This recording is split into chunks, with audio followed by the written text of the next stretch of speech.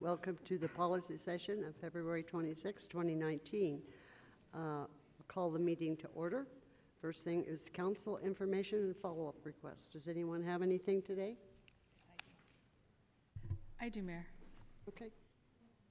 So I would like to talk about all the street fairs that are happening within the district. This weekend, Melrose Street Fair is Saturday, March 2nd, and then we'll have the first annual Watermark Street Fair, Saturday, March 9th. That's in 55th Avenue in Edgemont. And then we have the ACE Teen Summit, which is Saturday, March 16th, and that will be held from 9 a.m. to 3 p.m. in the Civic Space Park. Of course, in Canto Park, Street Fair and Home Tour is Saturday, March 24th, and that is it. I do have to say one last thing, is David Longoria, who has been my chief of staff for 3.5 years, has said it is time, and so he is moving on, and you will be meeting and welcoming Miguel Medrano. I really like to thank David for all his service and everything he has done. We have done many projects through my office and written many policy changes, so appreciate all your work. Thank you.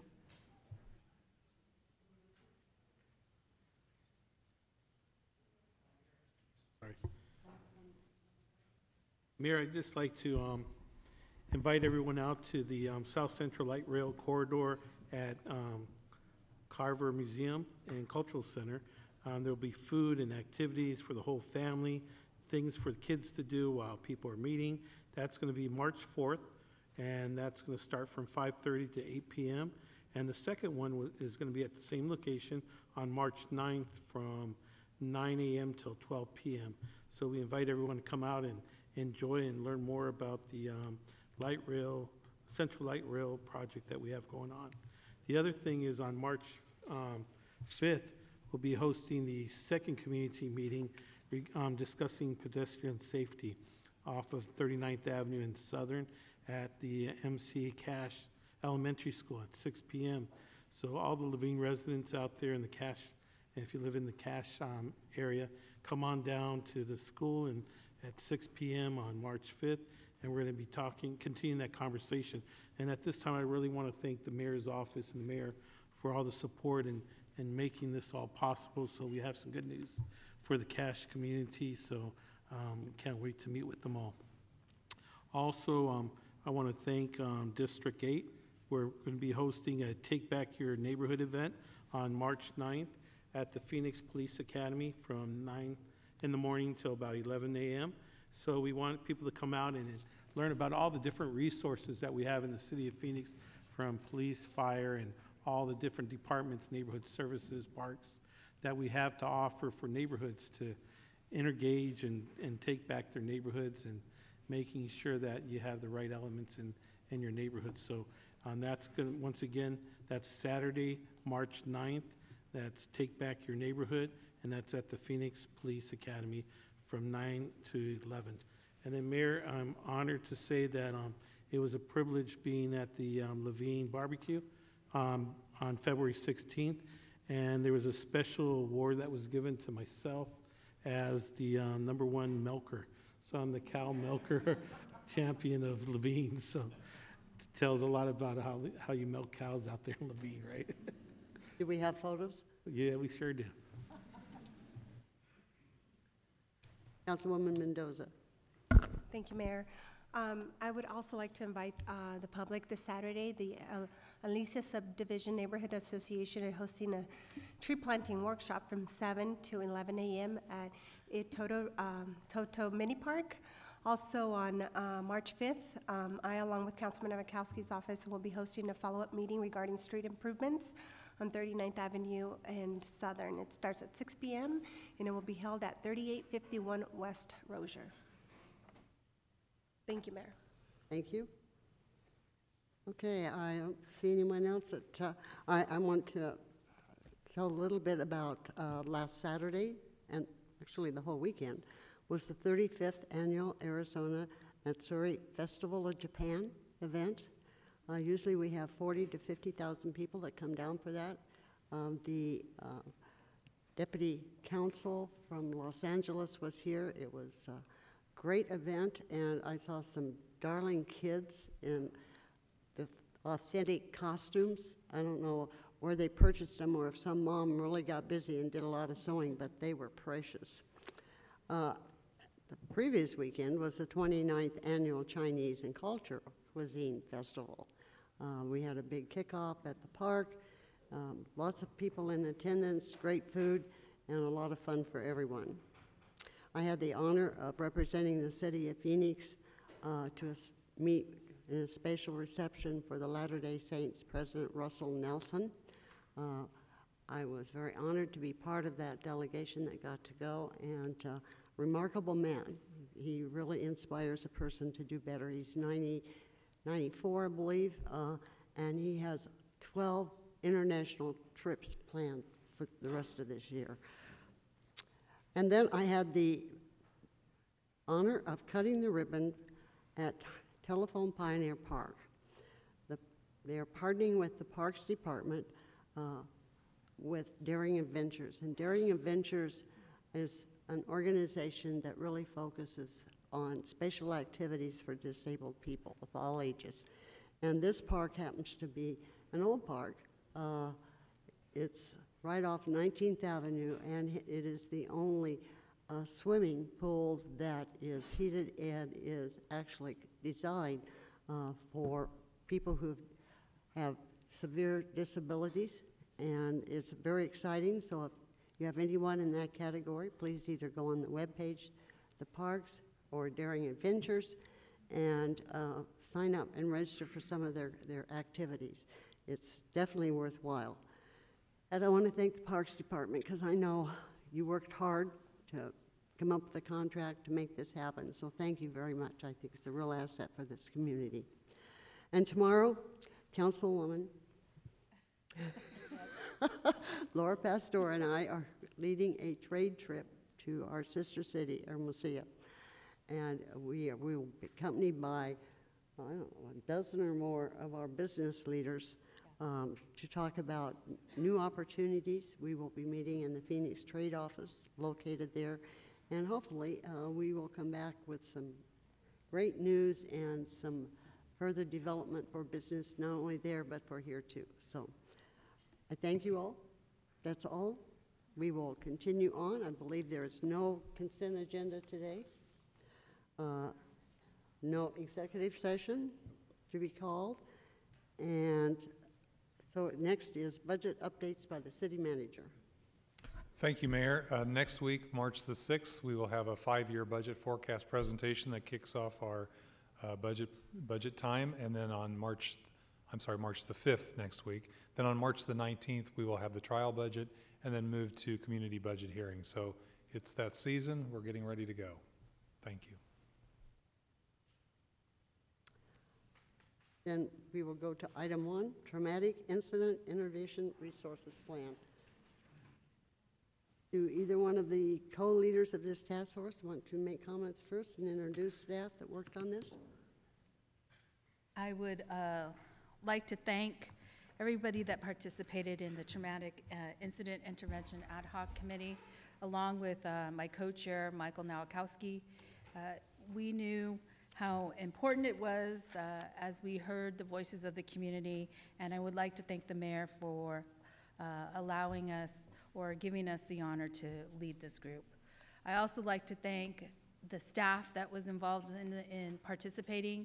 We moved this committee quickly, I would say within 6 months, and we were very deliberative in making sure that everybody had a voice at the table and everybody that wanted to participate could participate. So I thank all of those that participated and really moved, demonstrated where we saw a gap.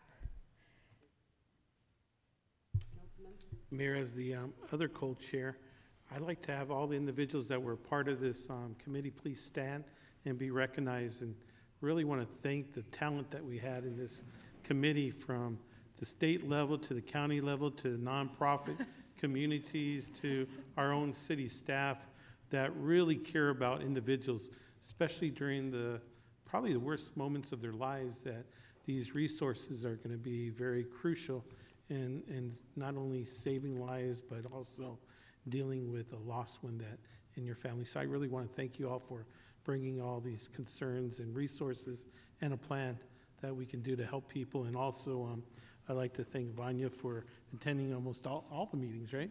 And caring about this committee so much. Thank you all. Thank you. Deanna?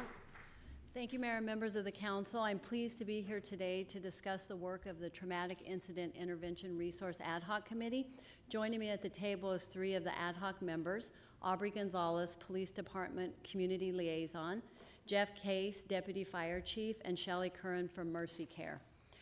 As already indicated, Councilperson Laura Pastor and Councilman Michael Nowakowski served as a co-chair, as well as Vanya Guevara serving on the committee. And so just to provide a little bit of background, in September of 2018, Mayor Thelda Williams established the ad hoc committee, and the focus of the committee was to, I'm sorry, I should have been clicking. The focus of the committee was to identify the community, nonprofit, private, and public sector partners who work in the area of crisis management and evaluate how the City of Phoenix could best promote affordable services and connect them to our residents. As shown a minute ago, the committee was made up of members from the community, nonprofit, and public sector who work in crisis management and were selected to participate. We worked probably over 6 months, October through February, and this resulted in the development of the Traumatic Incident Intervention Resource Plan, which includes 10 goals that will improve crisis response, provide additional resources, and raise community awareness. I'll now turn it over to Shelley Curran with Mercy Care to walk you through the goals. Thank you, Mayor and members of the council, for providing me this opportunity to participate on the committee, as well as provide you information on our 10 goals. For goal number 1, the committee discussed at length fire department procedures, statistics, and policies, and determined the need to focus on significant loss of life, trauma, and increasing crisis fire response. For goal number 2, the committee also decided it was important to work with other agencies that provided trauma response services in an effort to maximize resources. We know Phoenix can't do this alone, and a collaborative effort will allow us the opportunity to increase services to Phoenix residents. For goal number 3, while we discussed increasing our community partnerships, it was just as important to ensure that those partners were afforded the opportunity for training in crisis response. And the training will be developed in partnership with these community agencies, police, and fire to ensure consistency when addressing traumatic events. For goal number 4, the committee focused on residents that have been involved in or witnessed a traumatic event. We felt strongly about the presence of crisis response mobilization for officer-involved shootings. As a result, we are recommending police and fire update their processes to include crisis response. And goal number 5, in addition to the timelines and procedures, they will be developed and will include community response for officer-involved shooting incidents. The committee discussed at length the need for community engagement and support following an incident with appropriate resources provided. You will hear from Aubrey in a moment, specifically how the police department will address this goal. For goal number 6, it is also important to note the committee wanted to ensure increased capacity for fire crisis response team mobilization for traumatic events, which frequently include significant loss of life events. You will hear more about this from Jeff later on in the presentation. The committee had for goal number 7, the coordination of agencies providing crisis response, wanted to ensure that police and fire are trained on who these providers are and how to access their services. For goal 8, as you are already aware, police and fire currently provide cultural competency training, and it's important to the committee that this training includes a component to address traumatic incidents and responding to diverse populations. For goal number 5, the committee also wanted to ensure that with the current de-escalation training, that it includes a component servicing diverse populations who are involved in traumatic incidents. And finally, with goal number 10, at the completion of the plan and through implementation, the committee recommends educating the community about available resources for Phoenix residents impacted by traumatic events. At this time, I'll turn it over to Aubrey to discuss the recommendations for police. Good afternoon, Mayor and members of the council. I'm Aubrey Gonzalez, Community Liaison with the Police Department. I'm very happy to be here today. Thank you for the opportunity. I very much appreciate working on this collaborative effort, bringing together members of the community. Through the engagement of the committee, we were able to identify opportunities to respond to community needs resulting from traumatic incidents. The 3 areas of focus was to increase community engagement, increase crisis response, and increase transparency. The committee identified gaps in connecting people to services after traumatic events involving the police department. The committee recommends to procure community response services specifically for community members affected by traumatic events and fulfill police training needs outlined in the plan at an estimated cost of $200,000. I'm now going to turn it over to Deputy Fire Chief Jeff Case. Good afternoon, Mayor or council members. My name is Jeff Case. I'm a Deputy Chief with Phoenix Fire, and I currently work in our Emergency Medical Services Division and had the opportunity to participate in this committee. Again, thank you for allowing us to be here, and I appreciated the opportunity to work. It was a very collaborative effort with a very diverse group of community members, and it was a great opportunity. The committee identified that the current fire crisis response teams were the ideal resource to provide initial contact and support to members of the community impacted by traumatic events, and to connect those community members with available and appropriate resources. The challenge is that in 2018, the Phoenix Fire Department responded to over 15,711 calls for services requiring a crisis response van. Due to limited resources, we were only able to respond to 2,010, or 8% of those calls for service. The committee is recommending increasing capacity by adding 1 fire crisis response team with 24/7 availability. This additional unit will enable CR teams to respond to approximately 1,571 additional calls for service, or approximately increasing by 6% our capacity. This will enable us to prioritize incidents involving significant loss of life situations and officer-involved shootings. The committee recommends $550,000 for 1 additional crisis response unit. Thank you for your consideration. In conclusion, Mayor and members of the council, the ad hoc committee is making the following recommendations: approval of the TIIR plan, a police department program to procure community response services specific for traumatic events at an estimated cost of $200,000, and 1 additional crisis response team to increase the response by 6% at an estimated cost of $550,000. If approved by the City Council today, the City Manager will identify resources for these increased services for council review in the trial budget process. This concludes our presentation. We're happy to answer any questions. Anyone have any questions? Councilwoman? Thank you, Mayor. If we can go back to 8 in our presentation. I don't think it was up there. It says, implement closer, the training for police and fire, implement training. Who's going to be responsible to do that training for the police officers? And how is that going to, I guess, work with the current training they have right now? How is that going to work?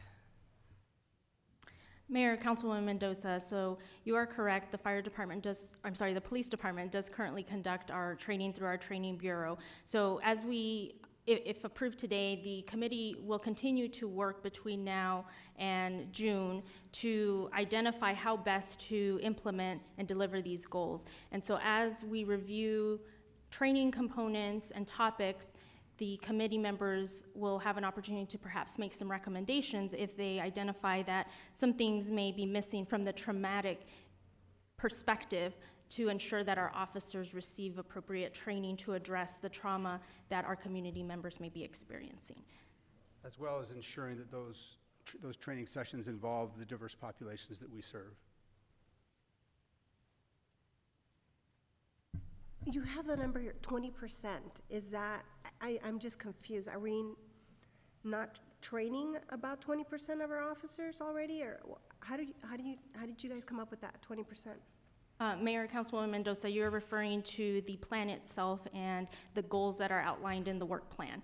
And so the goal ultimately is to have police and fire staff trained at 100%. So obviously, as we have some cyclical transitions within our staffing, to make sure that as we have retirements occurring and then new recruits coming in, that they all receive the same level of training. So those percentages in there are to allow us thresholds to ensure that all of our staff are adequately trained at the same levels. Yes, the goal is to reach all levels of the organization, 100%. Okay, good. Thank you. Yes, and if I may just add, the committee will also work with the Training Bureau. We'll have staff from the Training Bureau work with the committee's recommendations to implement them. You have some cards that would like to speak. Luke Black. Each one will have 2 minutes. If you would like to come down to the podium, please. And then Michael Ingram. Good afternoon, Council. Thank you for taking the opportunity to review this trauma fund. It is an important step in acknowledging the damage that Phoenix Police and the culture of violence in that department is doing in this city. And so I'm grateful for the step that the city is taking. I'd like to, while I think that this is a good step forward, it does have some flaws. I do appreciate the questions that you were asking, Councilwoman Mendoza. The Phoenix Police are already receiving cultural competency training and already receiving de-escalation training and have been for a number of years, and have not been able to illustrate that either cultural competency trainings or de-escalation trainings result in any less violence. In fact, we've just come off the most violent year in the history of Phoenix Police. And so why are we proposing to add an additional $200,000 in taxpayer funding to this budget when the police have not been able in any way to indicate that those trainings have produced any measurable decrease in violence or any measurable increase in better relationships with the communities? It's a waste of taxpayer dollars. I would also like to point out that this fund is the direct result of community input, and we need more of that community input, especially from communities where money could be a really strong investment, places like Maryville, places like South Phoenix. We need to be continuing to engage those communities. They need streetlights, they need better sidewalks, they need better roads. Those are all things that this money, this extra $200,000 could go to, and those priorities need to be identified by the residents from those districts. So I appreciate you approving the trauma fund. I hope you take out the $200,000 for the police, though. Thank you. Thank you. Michael Ingram? Mayor? Yes. May I just don't want to let something like that just sit out there, for those of you that know. Our police department is exemplary. They've done an amazing job. They're fantastic people. They're dedicated. They work hard. They leave their homes on a daily basis not knowing if they're going to be able to come back. And they are not violent. They do everything that they can to protect our citizenry. They protect all of us, and they do the right thing. Everyone has a right to say what they want to say, but if we as elected officials don't push back on this type of talk, we're going to allow that to continue forward. I believe that we all have an obligation to push back and say that we believe that they're wrong when they say these things. They are wrong, and it's misguided, and it's really harmful to our city and to the people that work really hard. Thank you, police officers, for everything you do. Well, I guess I'm going to report that statistically speaking, everything you said isn't true. Our police department is the most. All the numbers say that we kill way many more rate than a lot of cities. In this city particularly, black people are shot at 6 times the rate of everyone else. That's one of the highest in the country. And as a black man that has to go up and out in the streets every day, that concerns me, like a lot. But I find myself in a very odd position today because I'm here to congratulate the City Council in taking this step forward for the Trauma Ad Hoc Fund. This fund, as you can see in the report, is one of the rare in the nation, and the city is taking a lead on that. But in taking that lead, we should not forget how this became. This came because of the last couple of years and some of the major incidents where families were traumatized, neighborhoods were traumatized, and they are left to deal with that grief, that pain, all on their own. And that's something we should not forget. Many of these people were just living their lives. Many of these people were just walking down the street. Many of these children were just playing outside when they had to witness some of these awful, life-altering incidents, and then we just leave them in shambles. So the city is finally taking a correct step and judging this and putting together this trauma fund. But we should not forget how this comes, because after these lives were shattered, community came behind and asked them, what do they need? We asked them, what would make you feel better? How can we help you? And eventually the city listened. It wasn't an easy road, it was a long road. So I think the lesson in really this is that with the right leadership and courage on the council and really listening to community input, Phoenix can be the leader that Phoenix always claims to be. Phoenix claims to be a leader in many different areas. Now Phoenix is officially a leader and a trailblazer in how it treats its citizens. And I don't think we should forget that. Thank you. Thank you. Jennifer Hernandez.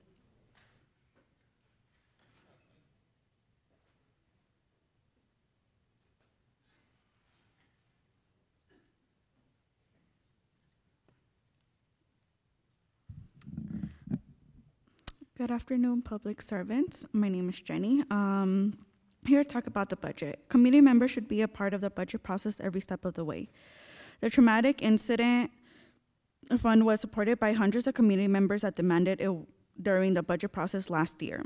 We hope it gets added to the trial budget and that you consider allocating more funds for these community-driven safety measures. Asking our input after the budget has already been proposed, asking for our input in on a couple $1 million for a $4 billion budget isn't real transparency. You're coming to us at the very end and asking for our 2 cents. That's not fair. This is our money. This is my money. This is my parents' money. This is my family's money. And I know we have a say in this. We are here in support of this fund, but also to ask the council and city manager to be more transparent in the budget process, and we hope this year community needs won't be delayed. Thank you. Isabel Garcia.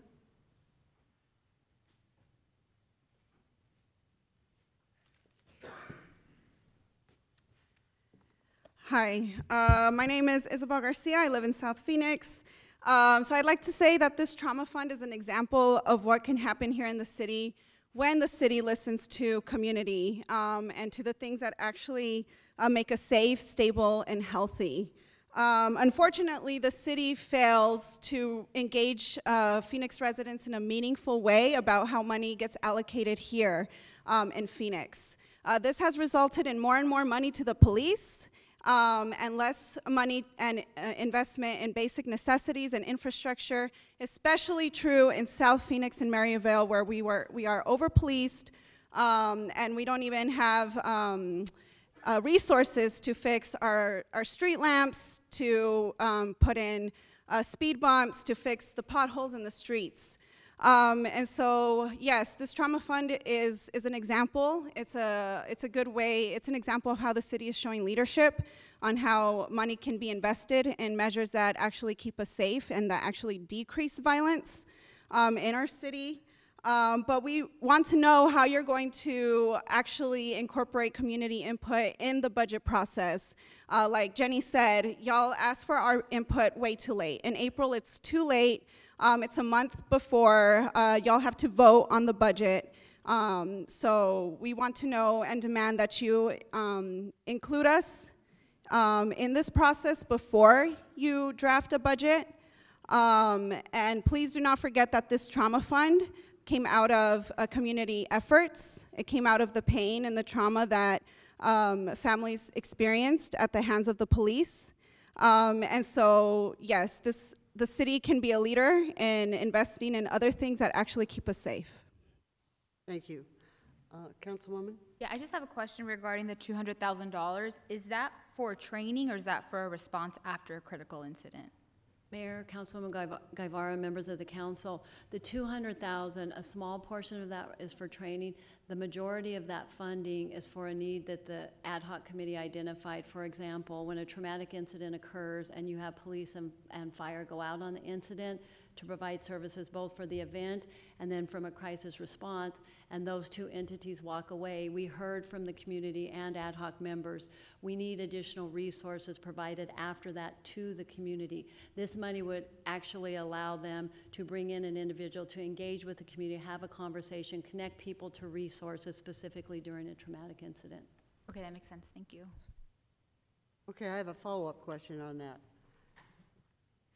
These resources that they would bring in extra, are these contracted people? Are we paying for those? Or are you bringing in like clergy or people who are already serving the community?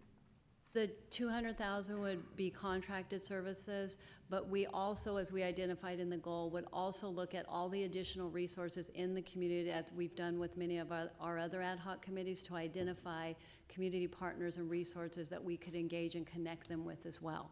So it will be a combination of an individual to engage the community that also knows the resources and services available with multiple entities in the community. So it would be a combination of both. And it's going to be a resource guide that you can give to community or people who have suffered the trauma so that they can initiate and have follow-up services on their own? Yes, and Mayor, members of the council, what we found as we went through this process is that the fire department is a wealth of knowledge of resources already through their crisis response. They came to one of the meetings with a binder of resources and agencies and services that they've already connected with. And that's one of the things we want to ensure that both police and fire have, is a connection to the resources and how to access those when they're out on scene. Thank you.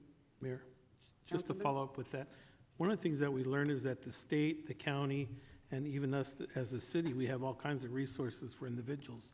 Also that we have some nonprofits and some people out in the private sector that also can be used as resources.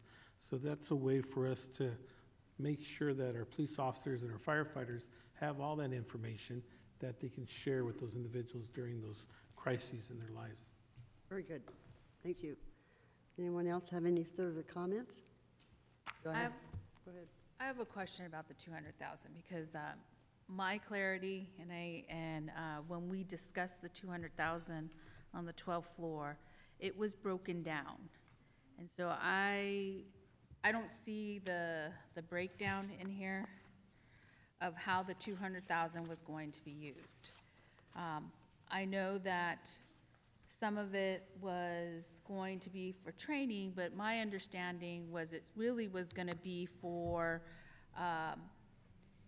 providing resources to the community by, I want to say third party, but not a third party, where they were connected to the neighborhood and they were going to be able to go into the neighborhood when something has happened and be able to talk to the community and provide resources and have an understanding of where some needs are.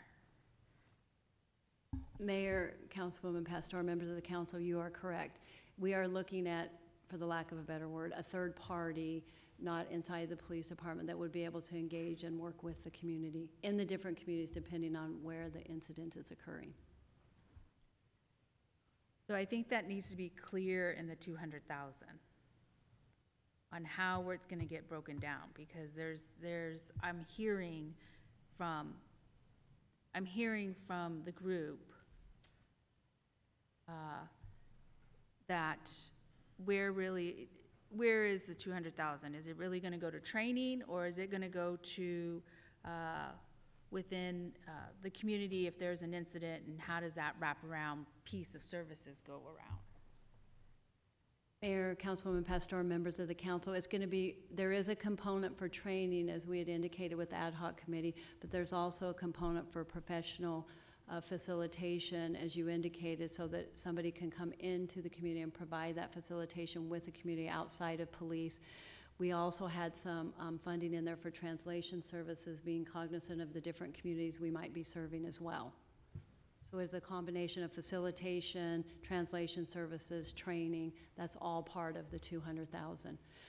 We estimated it because, again, we don't know how many specific incidents we would see in a year, and so in this first year, we'll have to take a look at. We also said it would be specifically for traumatic events, so in the event we don't have the estimated number that we had this year, it will be used just for those purposes. It would be used for what? For traumatic events specifically. But if you didn't have any, then what did you say it would be used for? It would not be used if there were no, if there are no traumatic events. I know there was some concern with some of the individuals that it be specifically for traumatic events as it was intended. Okay. Are you making a motion? Okay. I have a question. Councilwoman? Thank you, Mayor. The task force or the ad hoc committee sunsets on July 1st. So is the goal to make sure that all 8 goals are met before July 1st? Because I just don't want the whole CPTI thing happen again with this. Yes. Mayor, Councilwoman Mendoza, members of the council, the intent is, if approved today, the committee will continue to meet through June, because many of the goals require, as I said, to work with the training bureau to make sure those components are included in the training, to work to identify all the entities and agencies that provide crisis response, to develop that network of individuals. All of that work is going to occur between now and June so that everything is set, and then that work will continue on with police and fire through June. And so we're happy to come back a year from now to report on what we've accomplished through this traumatic incident ad hoc committee. Go ahead. My other question is, the city currently has the domestic violence program. We also have the sex trafficking program that we have. And so are we going to move into that direction where we're going to go into the community, nonprofits, businesses to generate some funding for this program in the future? Is that something that we thought about, or? Mayor, Councilwoman Mendoza, members of the council, that did come up in the ad hoc committee, and one of the things that we spoke about, as we have in many of the other initiatives, is identifying, for example, with the domestic violence, Arizona Coalition to End Domestic Violence is the entity that has been identified that works with others that want to donate to domestic violence causes. We also have our human trafficking through our Starfish Place, where a 501c3 is the entity that people donate for that cause. So that is something that we talked about in this committee that very well could occur in the same situation. So there would be opportunities to seek other grants or funding opportunities outside of this. Do we have a motion? I would like to make a motion to move this item forward with the caveat that the 200,000, there is community input and how we move forward on the 200,000. And I'm assuming that would go through the ad hoc. Second. Okay, we have a motion and a second. Any further discussion? Hearing none, all in favor, please say aye. Aye. Opposed? No. 7 to 1 vote. Approving it. Is it Thank that you you very wanted more much. money in the fund, or? Then again, thank everybody who participated in this, and thank you for the work you're going to be doing soon. Made some real progress.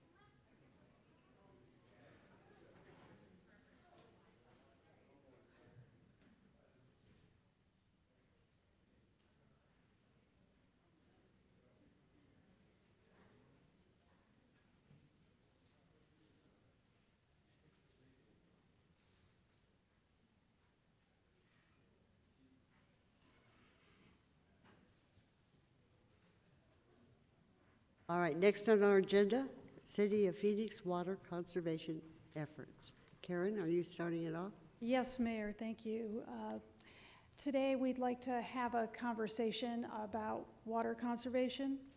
The city has accomplished a lot, but we need to do more to achieve our community's goal to be the sustainable desert city.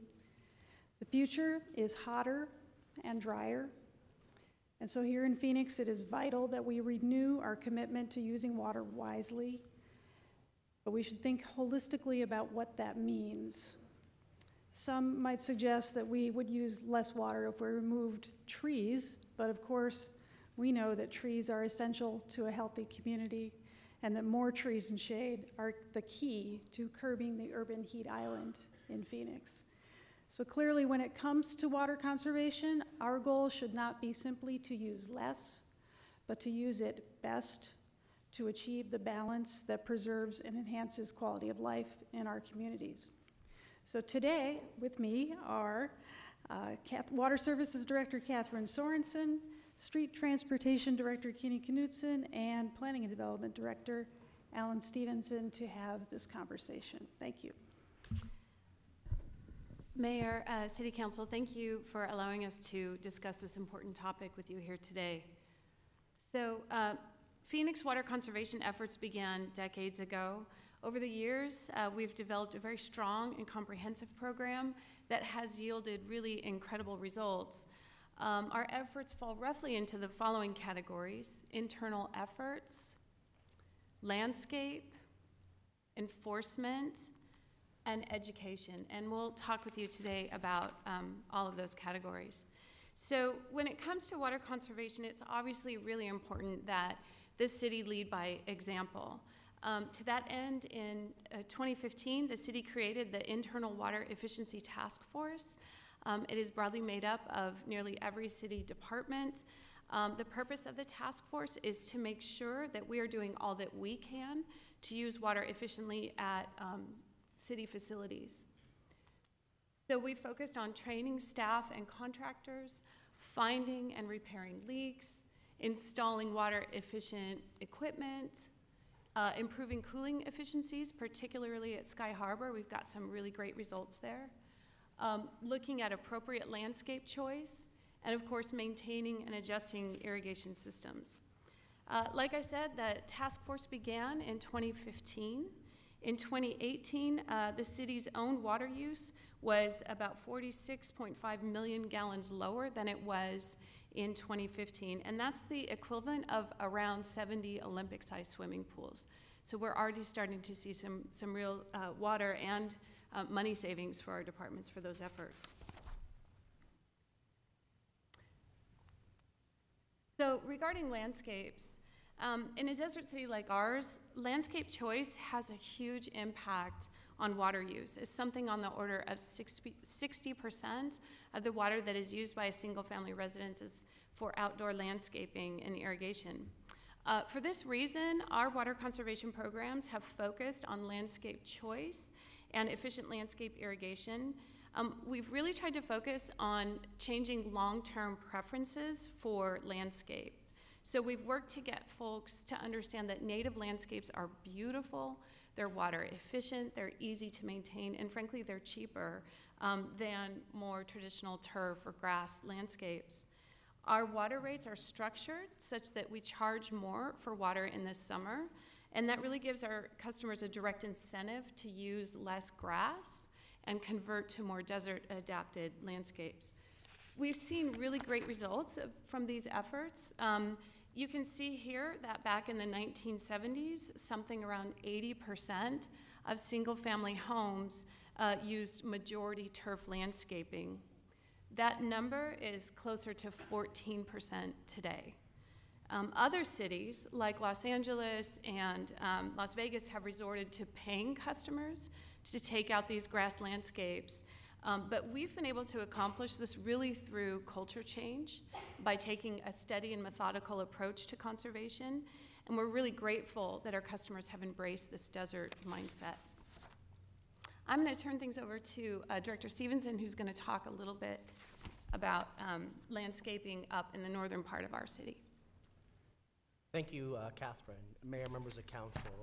Since really 1987 was when the planning department at that time really took a look up in our far northern part of the city, north of the Central Arizona Project Canal, about how to do a better job of integrating new development into the existing natural desert that is there. So this map you see up there is our area. The blue line is the Central Arizona Project Canal, and this is Interstate 17, and this is Cave Creek Road by way of reference. And so with that, 1987 was the adoption of the Area C and D plan that really set the policy basis to try and have a different approach north of the CAP that's at better integration. And so it really takes place in a kind of a twofold fashion as it relates to these zoning efforts. And so one is acquisition of some of the mountain areas and washes and critical habitat areas for preservation, and that's the Sonoran Preserve that the Parks Department has been actively acquiring up there. That's what you see in green.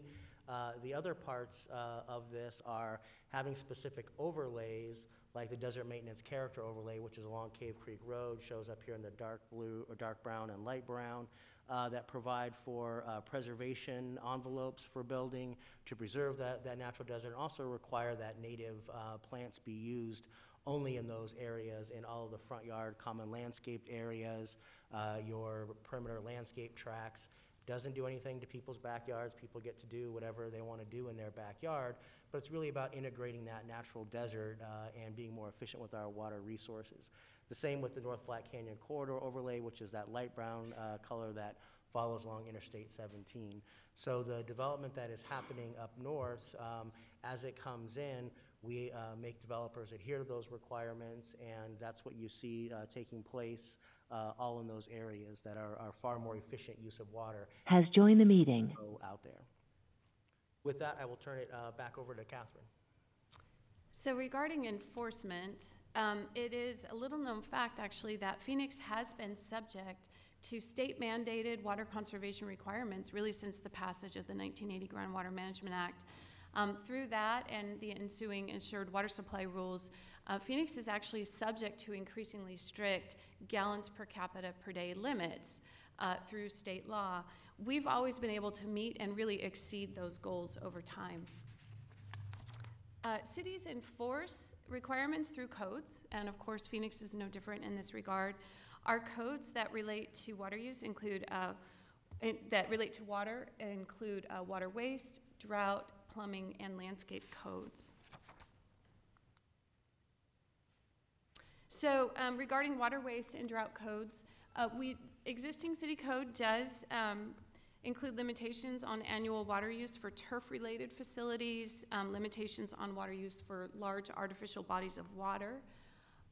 We have a requirement that limits water use in medians and public right-of-ways to kind of a desert native palette.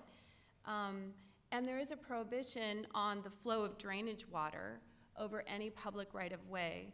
The other thing that we have in code today is that elements of our drought plan, which was last updated in 2015, were adopted by the Phoenix City Council in code. These do include mandatory water use restrictions under certain drought and emergency conditions. I'm going to have Alan talk to you a little bit about our existing plumbing codes. So as the mayor and council are aware, Vice Mayor has a question. Since we were on it for the last slide, Sure. the low water use plants in the right of way. So just, I'm a water user. I live in Phoenix, so we'll just use me as an example. Obviously, I have a lot of plants, not obviously, but I have a lot of plants at my house. We don't use a dramatic amount of water. Just got my bill last night. But obviously, first, I didn't select the plants. Some of them were there. It's a 50-something-year-old house, so my predecessors planted some of the trees and so forth, and I planted a few myself. When you talk about right-of-way, like I'm on a corner, so what would constitute is the right-of-way by definition owned by the government? Is it the property owner? Let's say I was a gas station instead of a house. Like what, it's not fair to say now you got to rip that stuff out because it's a high water plant. We're not all horticulturists. I mean, number one, and number two, I didn't plant it in some cases, so. Thank you, Mayor, Vice Mayor. That's a really good question, and let me clarify. This, our codes in this regard actually mirror state law requirements that were adopted through the Groundwater Management Act back in the 1980s, and really they were aimed at medians, in particular freeway landscaping, those types of public areas. So that would be government plants, basically? Yes, correct. Thank you. Yeah. So really the state told the city what kind of plants, effectively, well, water, not specific plants, but like what kind of ballpark of water use they fall into, and were complying? Correct. In every case? Yes. Okay. I mean, it says existing enforcement, like we were gonna go out and bust from people for having the wrong plants, when actually the only people we'd be busting would be ourselves, and we're already complying. Mayor, Vice Mayor, that's correct. And enforcement is something we would like to have a dialogue about. Whether there are some additional steps in enforcement we can or should take, how the public might react to that. We're getting to that. No, Yes. I understand, but I mean, in this particular one, Oh, in the right of way. individuals wouldn't be subject to punishment because they wouldn't own the right-of-ways or the plants in them. Mayor, Vice Mayor, that's correct. Okay, I just thought it was a little odd that it was on this particular thing with enforcement. Oh, I see your point, yes. Good thing to We know, meant but it's enforcement in the case of what's in existing city code, since city Okay. code is generally used as the basis for enforcement. But you're absolutely correct. Really, the only thing that applies to individual property owners are the prohibitions on allowing your irrigation water to essentially flow into the right-of-way. Thank you. Mayor, members of council, as you all know, we adopt the building codes on a fairly regular basis. In 2018, the council did adopt the International Plumbing Code as well as the Uniform Plumbing Code. Both of those plumbing codes have in their allowances and requirements for more efficient water use fixtures like toilets, aerators in your water faucets, those types of things are built into that code just to be more efficient. For those all apply to new things being built. They aren't something that anyone goes back in and goes and examines your existing kitchen faucet and says you've got to convert to something else. This is all for new development that happens as it comes in, and there's an educational component, and certainly if you go to Home Depot and they have those things that list out, here's more efficient fixtures and things you can buy, but there's no requirement for that. It's only done as part of new development that comes in to adhere to those plans.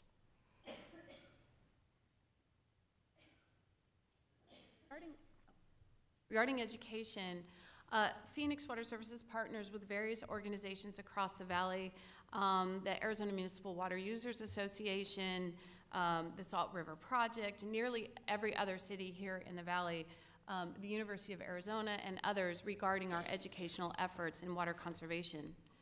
We have a pretty robust program. Of course, there's always more that we can do.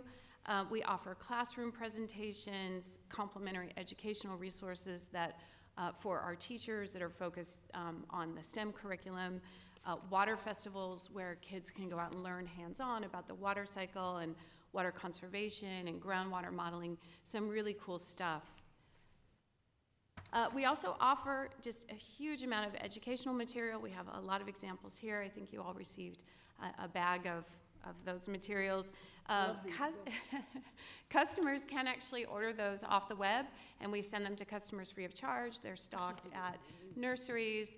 We want to make sure that the educational materials are very readily available, because people do want to learn how to save water. They do want to learn how to save money.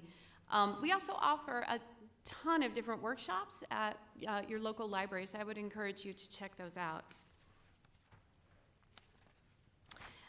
We are particularly proud of our customer plumbing retrofit program. We've been offering this program for around 25 years. Customers can qualify if they live in older homes. I believe the home has to be built before 1994, and customers need to qualify based on income as well. But we've managed to retrofit more than 4,000 homes, and we've saved over 840 million gallons of water as a result of this program. It's been tremendously successful. Probably one of the most important things about this is, obviously saving water, but it's really saving money for these customers as well.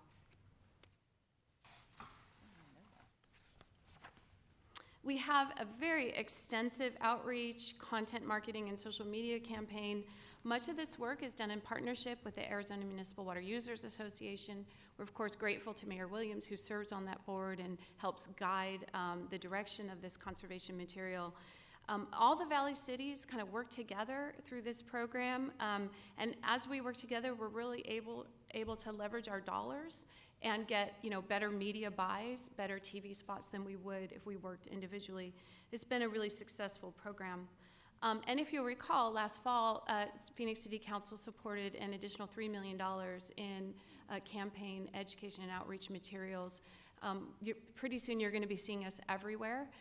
We're very grateful for your support. Our conservation programs have been very successful.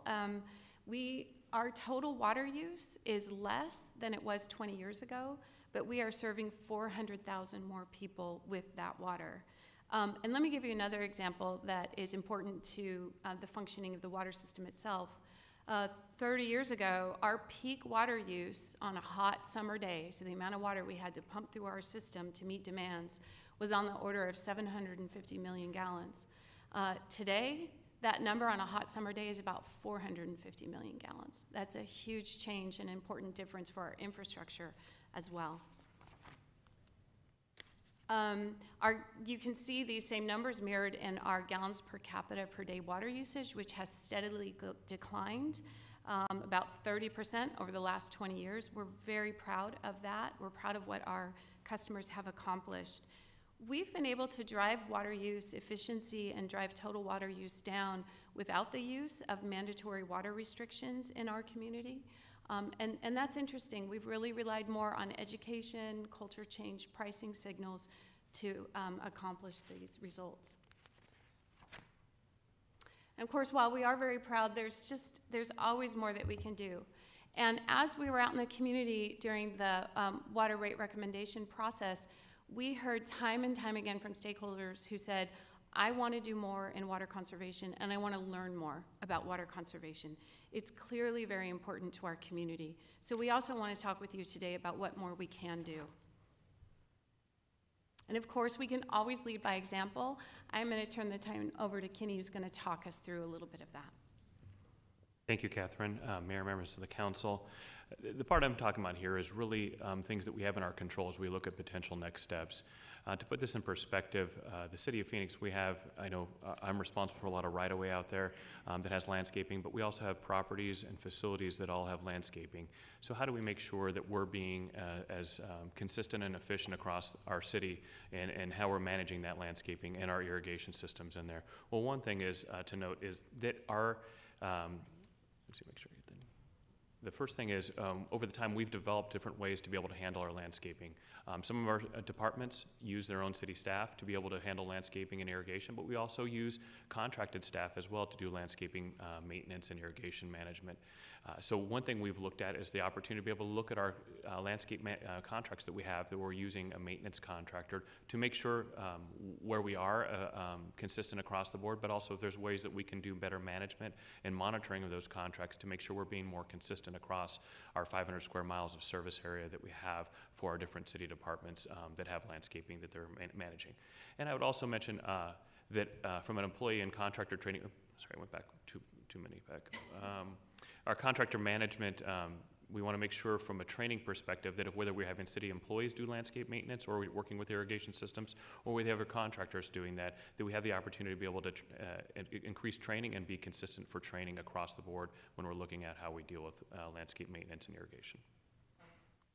Turn it back over to Catherine. Thanks. So while we did hear from our community that they want to learn more. Vice Mayor has a question. Yes, of course. So a few years ago, and I can't remember how long, one of the complaints I get, probably colleagues as well, is people see usually maybe a big business, but oftentimes a government facility, university, school, whatever, they're watering on a day when it's pouring, or they're basically watering a sidewalk. I don't see too much of that when I'm out knocking on doors in neighborhoods. Every once in a while you'll see somebody's sprinkler go off, but obviously that's an individual who's going to come home probably and see that. They're not going to waste their own water, so they're probably going to address it. I mean, I do. I've had that happen. Sprinkler head gets knocked off or something by the landscapers or whatever. So, but a few years ago, I don't remember how long ago, I think the airport, didn't we pay for a pretty souped-up, fancy system at the airport so that citizens didn't see that kind of stuff? Raining when it's already got plenty of water, or watering when it's already got plenty of water because of rain, timers, et cetera. It's been 2 or 3 years. It was fairly expensive, as I remember, but it was going to save X amount of water. Are we doing that citywide, or how does that work for at least our own properties? I think most of the new landscaping at the airport is all desert, however, and I know it is at the Deer Valley, as well as Sky Harbor. Mayor, Vice Mayor, members of the council, I think what you're referring to, Vice Mayor, is some of our advanced irrigation control systems. Some of the departments like the Parks Recreation Department, I know when I was working in the Public Transit Department, but also the Aviation Department, take advantage of those systems that have the ability to adjust for what's going on atmospherically or meteorologically. Not all of our systems have that in place.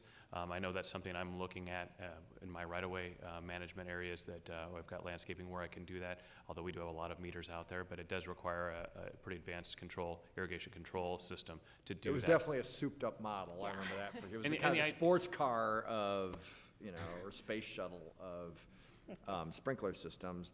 But has anybody looked at, so did that save a lot of water? Did that save us a lot of money? Is that worth doing on a broader scale? I just remember the elaborate nature of it. Sensitive was probably the right word. It really knew what was going on, probably better than us, sort of weather-wise. Yeah. I don't know why I focused on aviation. Maybe that was just one component of it. So, Mayor, Vice Mayor, to your point, no, it was adopted by Parks as well, for example. They spent about $1.8 million in upgrading their irrigation systems, which makes sense since they have to water lawns and they use a lot of water. And our numbers indicate that they're currently enjoying about a $550,000 a year savings based on that investment. So it definitely financially made sense, apart from saving water. Yes, exactly. And I assume it's saving water. Mm-hmm. Oh, yeah. No, absolutely. Okay, so we could do that on a bigger scale and presumably reap those same savings, and you guys are looking at that. That's really the crux of my question. Yeah, correct. So while we did hear from our community that they want to learn more and do more about water conservation, that of course means different things to different folks. And people have very strong opinions about landscapes and enforcement and education. People have strong feelings about landscapes. Karen mentioned, for example, that sometimes our goals about landscapes and water conservation are in conflict with each other. While we're thrilled that our customers have really adapted kind of a desert outlook and have really converted from lush landscaping to desert adapted landscaping, that obviously has implications for the urban heat island as well. In North Phoenix, where we still maintain beautiful native desert landscapes at slightly higher and cooler elevations, it might make sense for us to expand some of our native and desert-adapted landscaping requirements. But frankly, in other parts of the city, folks might feel as though it kind of disrupts the character of their community. People have very strong beliefs about water use, and these are complex issues. Other cities have employed mandatory restrictions on either the type or the timing of water use.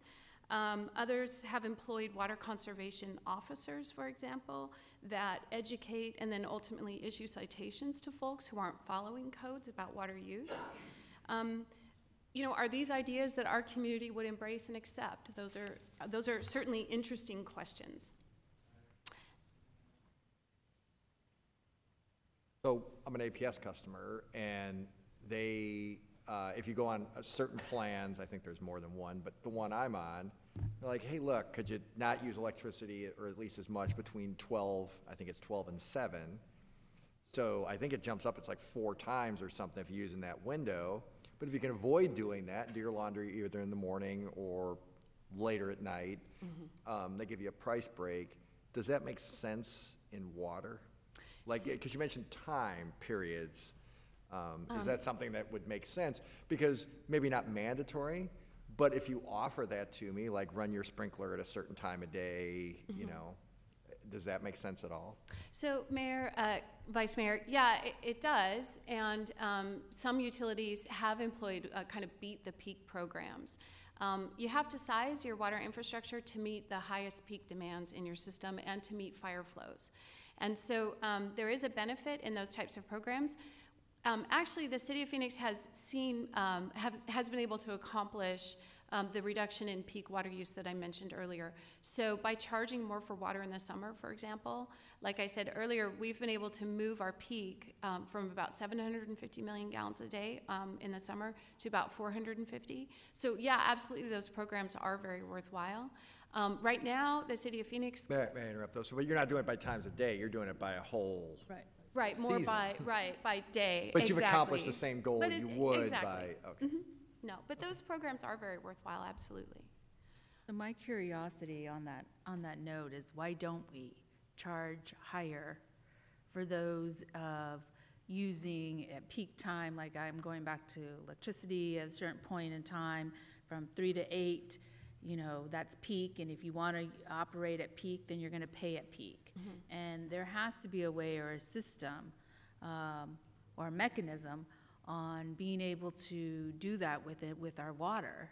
I may have a leak, or actually I did have a leak. I did have a leak and wasn't aware of the leak, but I became aware of the leak because of what my bill looked like. Right. Then I started to look around my yard, and the way my yard is set up, there's a road, and then I have a small patch that I have to take care of, and discovered that's really where the leak was. So I think there's ways or mechanisms that we can do that. And if we're really pushing for water conservation, you're going to change my behavior if I know I'm going to start paying for it. So yeah, that's just food for thought. Yeah, no, Mayor, Councilwoman Pastor, thank you. No, absolutely. And like I said, by charging more for water in the summer, we have been able to accomplish much of that. It is a really important program, and it's important for the continuing operation of our utility system. And I would put forth that Phoenix is different, right? We're a desert city.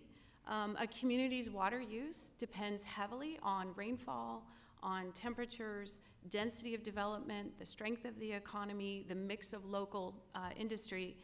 And believe me, I'm sure you hear this too, but I hear from folks who strongly believe that not one drop of water should be used for outside landscaping in the city of Phoenix, or that not one more person should be allowed to move here, or that we shouldn't open a water bottling facility in our community. People have very strong opinions about these issues, but there are real trade-offs at play here. Water use in the desert functions as heat mitigation. As our climate warms, we do need to be cognizant of the trade-offs in water use and what that means for the urban heat island. I'm sorry, Mayor, Councilwoman Mendoza has a question. Thank you. Going back to what Councilwoman Pastor said, if a constituent is concerned about water leaks, they can always call the water department Mayor, and ask for someone to. Yes, Mayor, Councilwoman Mendoza, thank you very much. Yes, let me talk a little bit about that. So first of all, when we see a bill that is significantly higher than what the customer normally experiences, we have an algorithm in our billing system where we stop that bill and say, oh, wait, let's double check this and make sure there's not something wrong here. And we can also then contact customers and kind of give them a heads up of, you know, hey, it looks like maybe your water use increased significantly or you had a leak. So we're able to do that. Customers, you're right, can also call us and we'll go out to the home and take a look and see, okay, is the problem occurring on our side of the meter, or is the problem occurring on the customer's side of the meter, and kind of help guide them through that process. And is that free of charge for any customer that calls? It is, yes. Okay. And is that information available on their online bill or the paper bill? Mayor, Councilwoman Mendoza, yes. Okay. Yeah, absolutely. And our customer service agents can help folks through that process as well. Yes. Okay. I also have another question, actually a comment. There's many areas in District 8 where we should have trees, we should have beautiful landscape, and we don't have that. And I hope that through this process that you're doing here, that water puts more effort into District 8 because it's been neglected for years and people don't want to, it's been neglected for 10, 20, 25 years. I mean, I have parks where there's no trees. That's unacceptable. So I would really just like to advocate for more these beautiful desert landscapes in District 8. So, just that. Thank you. Mayor, Councilwoman Mendoza, indeed, there are areas of the city that have lost trees over time, and certainly on our side of the property boundary, we need to do a better job of replacing those trees, and we are working to identify that and get out there and replace them.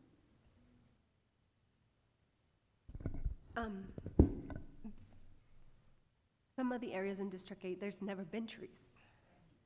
So that's where I'm trying to get to. Yeah. There's never been trees, there's never been grass, there's never been any desert landscape ever. Yeah.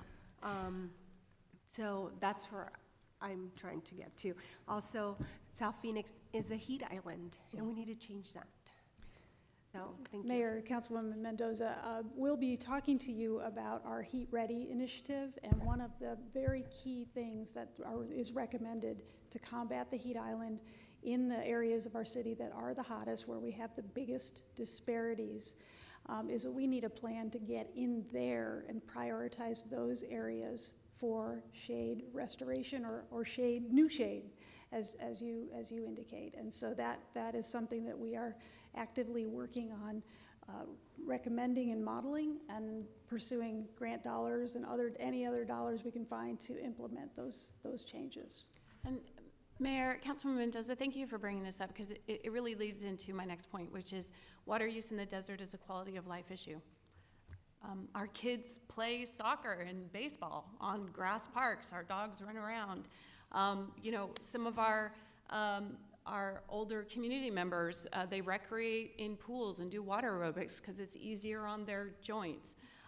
Water use in the desert has trade-offs. It's a quality of life issue. It's an environmental and social justice issue. Water use in the desert is an economic opportunity issue. All of these issues are really important, and there are really complex trade-offs. We heard a lot from the community. The community has really strong opinions. What we want to do is go back out to the community and have a conversation about exactly these types of issues. How do we make these trade-offs? What balances make the most sense for our community? That answer probably differs in different parts of the city of Phoenix. So we would really like to discuss those next steps with the community.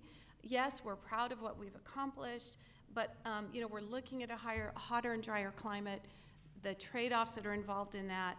We want to respect the character of our local communities, but we also want to make sure that we maintain a reasonable quality of life, reasonable economic opportunities for different communities here in the city of Phoenix. So that is our proposal to you today, is that we go out and have those more in-depth conversations with the community. Just some questions that I've been having in mind about water conservation and how much water rates cost. For water customers, whether they use 10,000 gallons or 10 million gallons of water per month, are people paying the same rate?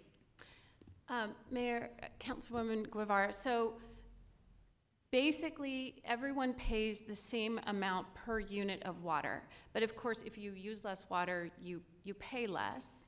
But also, in terms of affordability, because as you know, it's a critical issue for any water utility. Our fixed charges are very low.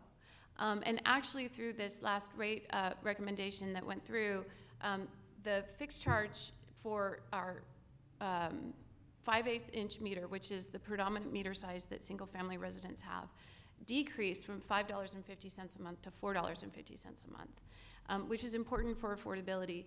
And then within that fixed charge, folks receive, an allowance of water, 6 units in the cooler months and 10 units in the summer months, and that's meant to make sure that there is a basic level of affordability in our community.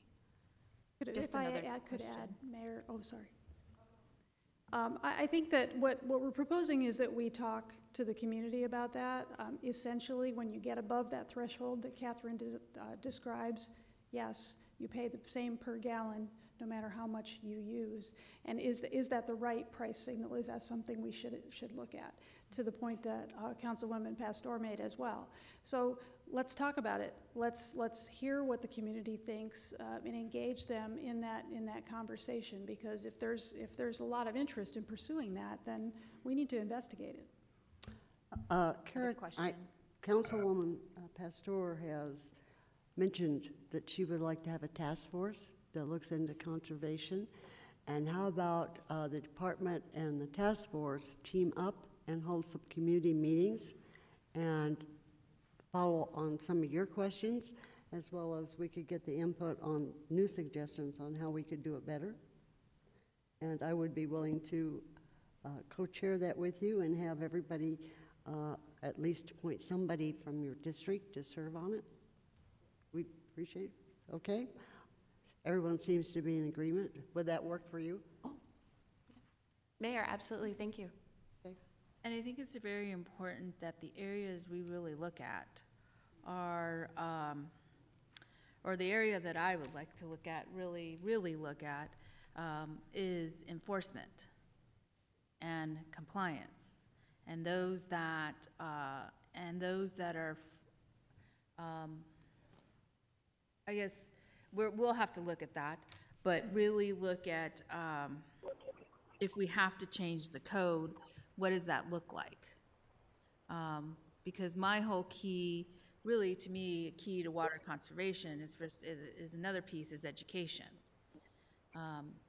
Once you're educated and you understand what the dynamics are and the pieces and what the cost could be, for me it's all behavioral changes. So those are some of the areas that to look at. Councilwoman. Thank you, Mayor. As part of this task force and as you go out and talk to the community, can you put together scenarios so people better understand what the heat island is? Hearing you today say Desert Ridge is probably cooler than Central Phoenix, and I meant that temperature-wise, Jim. But I think most people think grass lowers the temperature, but certainly Desert Ridge has proven that incorrect. And I would agree with you, when you go up there, it does feel cooler. So I think if we need to put together some facts, bust some myths out there that people have, and I think that'll help with the education process as well. I think the task force is a great idea. We have to continue to protect our water and make sure people understand how important it is to conserve water. Mayor? And DeCiccio, and then, go ahead. Thank you, Mayor. Just a couple of quick questions. One, congratulations, Catherine. You've done an exemplary job there making sure that we conserve. I mean, if you look at the pattern here, water usage drop, 30% over a period of time. That's significant. We've done a really good job here in the city of Phoenix, and it's something that Zelda, you can remember back in the 90s, we talked about taking steps forward to educate the public, to work with them. The concern I've got is when people use the word enforcement. That's usually do as I say, not as I do. What kind of penalties do we have on the city of Phoenix for water runoff down the street? I mean, I'm sure they're pretty significant, because if we're penalizing the private sector and citizens, I'm sure we're penalizing ourselves. And how many penalties have we served on ourselves? That's a question. Mayor, what penalties do we have on ourselves? Mayor, Councilman DeCiccio, for water running down the street as a result of our system. I think that's what you're asking. Our response to that is to proactively get out there and fix it. The code provisions that Catherine referenced are not applicable in that circumstance. They are applicable to individuals, businesses whose sprinkler systems or car wash, drainage water, whatever, are running in the street. And that's when our code provision kicks in. But we can revisit all of the code provisions as we go forward with this conversation. Yeah, we really should do that because we should be looking at ourselves first. I mean, you know, if you want to do anything, you always have to mow your own lawn first before you start criticizing some others. So I'd like us to take a look at that first. Take a look at what we've done, where we could apply some of these rules and laws that we apply to the citizenry onto ourselves. The second is you look at some of these, and Jim Waring talked about it earlier, some of these large institutions, governmental institutions, whether education or not, running their water at the same time it's raining outside. I know I've caught myself a couple times doing that, but generally I'm pretty good about it because I do most of my own landscaping and I like doing it. That's why I don't have very many leaks, because I'm always out in the yard. But at the same time, we ought to be looking at, if we're going to be doing any penalties, we ought to be looking at the larger governmental institutions first, because they can control it. And, you know, we want to be able to set a higher standard for ourselves than we expect from others. And so when we're looking at enforcement, I'd really like us to take a good look at how we can improve ourselves first. Thank you, Mayor. Thank you. Councilwoman? Couple more questions. Sorry, thank you. When we offer incentives for new development, perhaps like a new hotel or a new housing project, do we ask the developer to go above and beyond with regard to water conservation and efficiency? So, excuse me, Mayor and Councilwoman Guevara, that is something that we can bring up and as part of future, incentive discussions to talk about that. We do primarily because of where our efforts are focused in and around downtown along the light rail line. We're really focused on getting them to do the trees that we want from a shade perspective to promote walkability, and so that's really one of our key discussion points. But we can also talk a little bit more about water conservation as well. Okay, thank you. And lastly, going back, I know we talked about retrofitting. It seems that there would be less incentive for property owners to replace old fixtures and rental units since somebody else is paying the water bill. Are there any city or other programs that incentivize retrofitting fixtures and rental housing? Mayor, Councilwoman Guevara, I'm not sure. I need to go back and research that. That's an excellent thought, and that's something that we can look into for sure. Okay, thank you. That's all. Thank you. I want to mention AMWA. I always do, I know, but they are a great partner of ours, and they have actually done some work for us by the fact, one, they have a weekly blog talking about water conservation and landscaping, etc. And last year, they lobbied heavily at, I think it was the EPA, who was going to change the rules, and they would no longer have low water usage appliances. And we know how much water that saves in the washing machines and dishwashers, et cetera. And if you remove that, you know what's going to happen.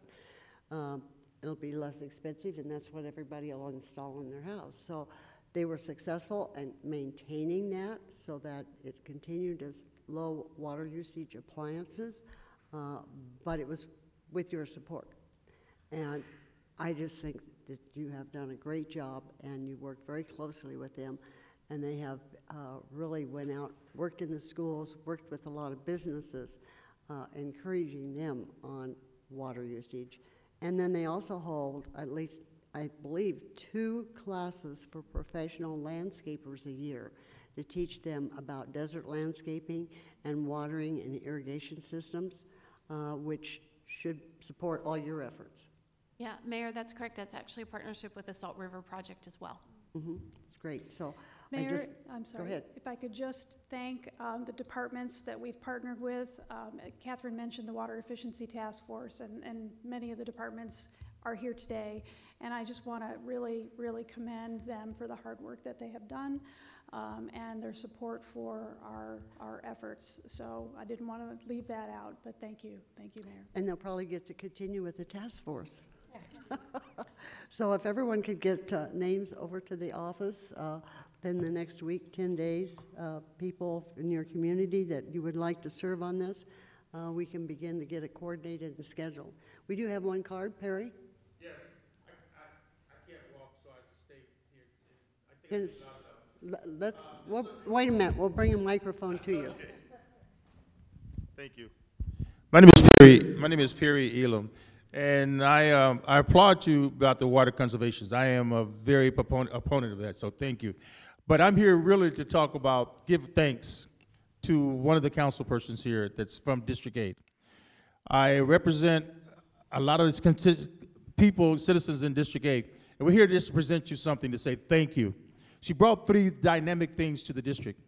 She brought, first of all, some resources that were surely needed. She also assembled a team that was actionable, knowledgeable, accountable, and measurable. Thank you for that. But the most important thing you brought to that district in your short time, you gave us your ability to listen, to listen, to listen. And we're here to present you with something from the Black Wall Street and the community in which we serve to say to you, thank you, thank you. Why don't you go down the podium? Go down to the podium. And just so everyone Congratulations. knows what the certificate says. The certificate says, this certificate is presented to Felicita Mendoza for her excellent service as Councilwoman of District 8. We appreciate your hard work, dedication, and support of our community.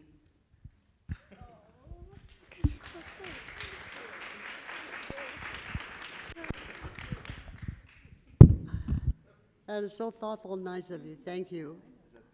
I think we are at the end of the presentation, correct? Does anyone have any last comments, questions? I have last comments. Last comment, real fast. I just want to thank the City of Phoenix of being leaders in water conservation. As you follow, or as I follow the legislation, or legislatures, and talking about water conservation, and talking about how the cities are not doing enough when I know that we are doing it, and we're wanting to reach further and further. So I just want to put it out there that the City of Phoenix, I think, truly is a leader, and we could probably work with our other cities and helping and demonstrating ways they can also rise to the occasion of saving water. So thank the team, thank everybody, those that are hard at work, and appreciate what you're doing. Thank you very much for the presentation. It was very good, and I think we are adjourned.